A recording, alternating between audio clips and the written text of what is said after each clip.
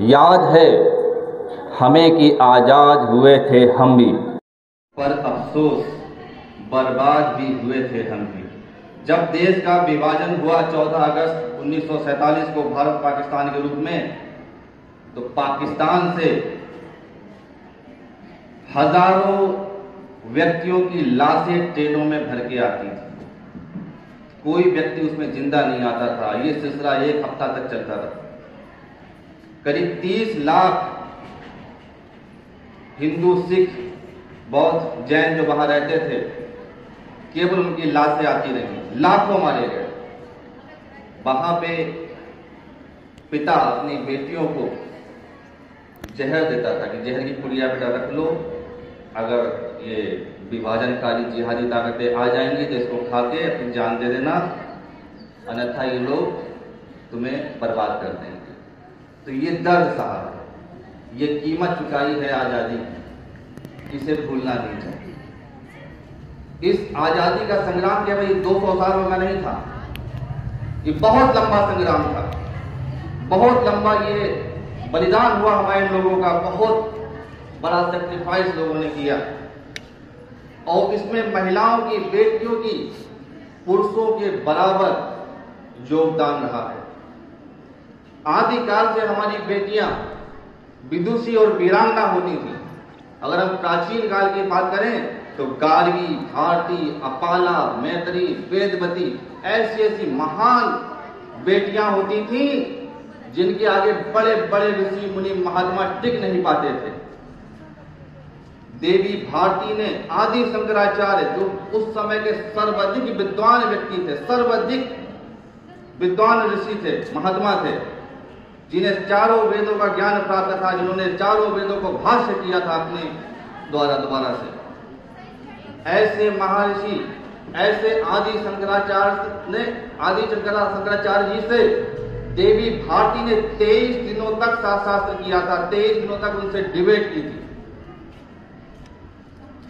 देवी भारती और बहुत सारी महान विदुषियां, बहुत अधिक विद्वान और विदुषी होती थी हमारे देश में। अगर आप रामायण पढ़ेंगे तो रामायण की शुरुआत होती है तो महाराजा दशरथ एक युद्ध पे जा रहे हैं और उस युद्ध में उनका रथ का सारथी बनके उनकी पत्नी देवी कैकेयी जा रही है। और युद्ध में राजा दशरथ मूर्छित हो जाते हैं, गिर पड़ते हैं, बेहोश हो जाते हैं। और जब वो जागते हैं तो कहते हैं क्या हुआ, क्या हम युद्ध हार गए? वो अपने पलंग पर लेटे होते हैं उस समय। क्या हम युद्ध हार गए? क्या हुआ हमारी सेना का?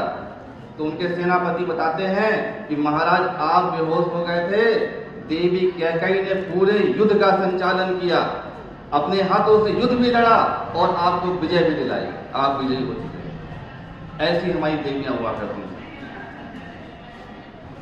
बच्चों, एक अकबर नाम का आक्रांता, दुर्भाग्य से उसको महान पढ़ाया जाता है हमारी पुस्तकों में।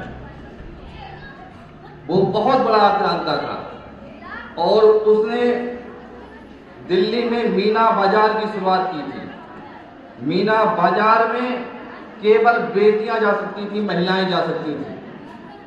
और उस बाजार में वह बहरूपिया अकबर, जो कि एक राक्षस टाइप का जिहादी व्यक्ति था, वो लड़कियों का भेष बना करके उस बाजार में जाता था और लड़कियों को चिन्हित करता था और जो लड़की उसको अच्छी लगती थी उसको अपने सैनिकों के माध्यम से उठवा लेता था।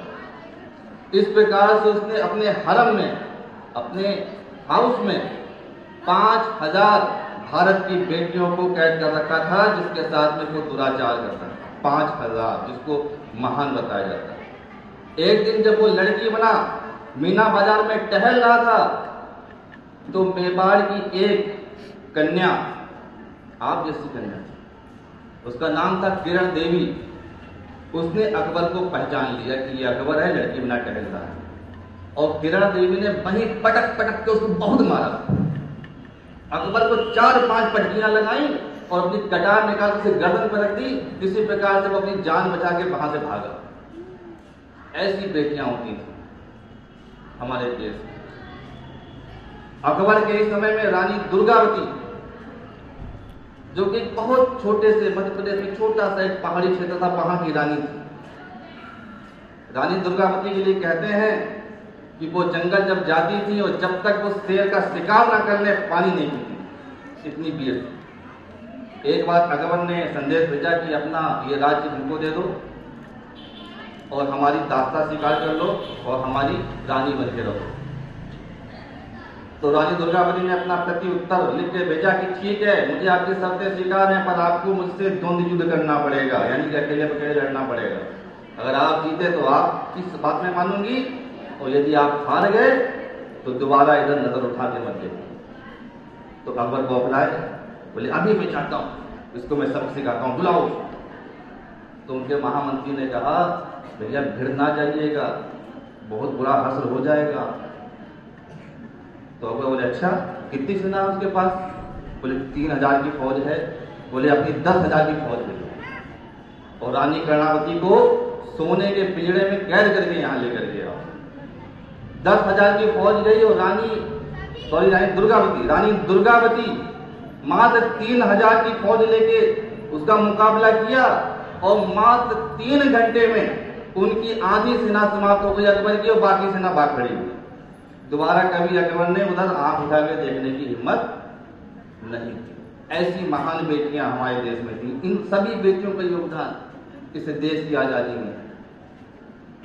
महारानी लक्ष्मीबाई को आपने देखा कैसे युद्ध करती थी। वो घोड़े पे बैठती थी, अपनी बेटी को, अपने बच्चे को अपनी पीठ पे बांध लेती थी, दामोदर को, और मुख से घोड़े की दोनों लगाम पकड़ती थी। ऐसे तो करती थी। देखा है आपने? अभी बेटी ने कविता भी गाई थी रानी लक्ष्मीबाई पर। तो जब अचानक से एक बार अंग्रेजों ने रानी लक्ष्मीबाई के किले पर हमला कर दिया और रानी उसके लिए बिल्कुल भी तैयार नहीं थी, तो उस स्थिति में रानी लक्ष्मीबाई को बचाने के लिए उनकी सेविका, जिसका नाम झलकारी बाई था, उसने रानी से कहा कि आप निकल जाइए क्योंकि आपको बहुत बड़ी लड़ाई लड़नी है, आपको इस राज्य को बचाना है।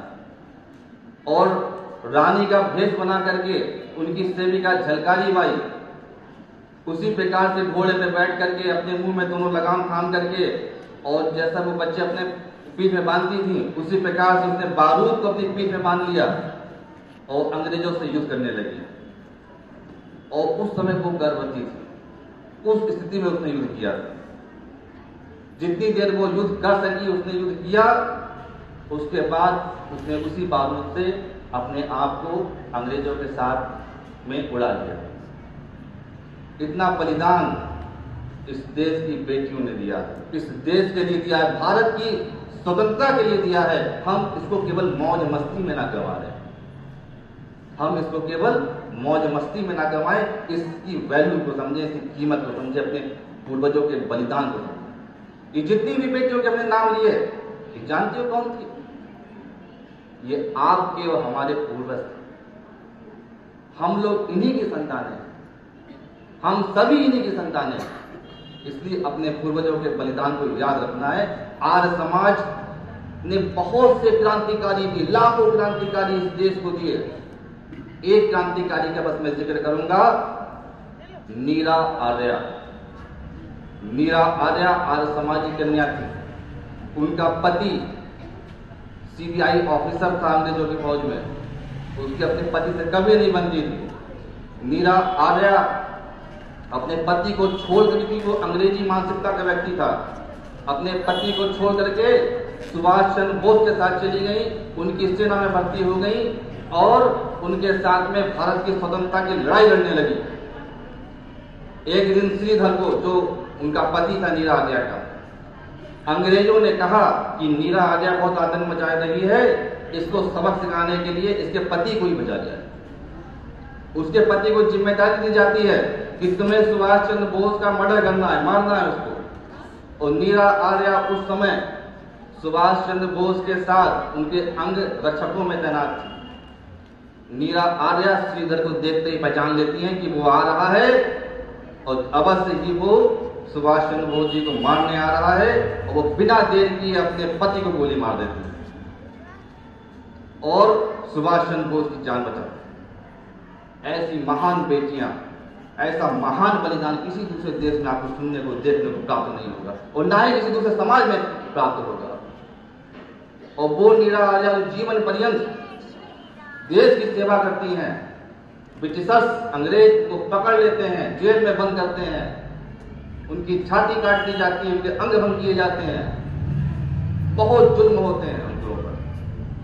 और आजादी के मिलने के बाद भी वो नीरा आर्या इस शासन से, इस प्रशासन से, इस सरकार से अपने लिए कुछ नहीं मांगती हैं, और एक मंदिर के बाहर फूल बेच करके अपने शेष बचे जीवन का यापन करती हैं। कुछ नहीं मांगा कि हमको पेंशन मिलनी चाहिए, हमको ये सुविधा मिल जाए, हमें सरकारी नौकरी मिल जाए, कुछ नहीं मांगा।